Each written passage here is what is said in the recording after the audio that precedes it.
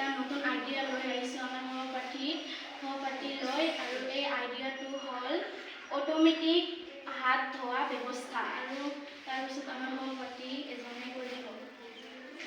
Automatic হাত ধোৱা ব্যৱস্থা বনাবলৈ প্ৰয়োজনীয় সামগ্ৰীসমূহ হ'ল পানীৰ টেংকি এটা লাগিব, সৰু মটৰ এটা লাগিব, বেটাৰী এটা লাগিব, চেন্সাৰ এটা লাগিব, প্লাষ্টিক পাইপ এটা লাগিব। এতিয়া বাকীখিনি মই পাছত সভাপতিয়ে কৈ দিব। এতিয়া ইয়াৰ সুবিধাসমূহ হ'ল যেতিয়া আমি হাতটো টেপৰ তলত ৰাখোঁ তেতিয়া অট'মেটিকলি চালু হয়, আৰু যেতিয়া টেপৰ তলৰ পৰা হাতটো আঁতৰাই আনো তেতিয়া অট'মেটিকলি বন্ধ হৈ যায়। ইয়াৰ পিছত আমাৰ সভাপতিয়ে ক'ব। অট'মেটিক হাত ধোৱা ব্যৱস্থা। ইয়াৰ ফলাফল পানী সংৰক্ষণ, পানীৰ অপচয় কম হয়, বিদ্যুৎ শক্তি কম হয়। ধন্যবাদ।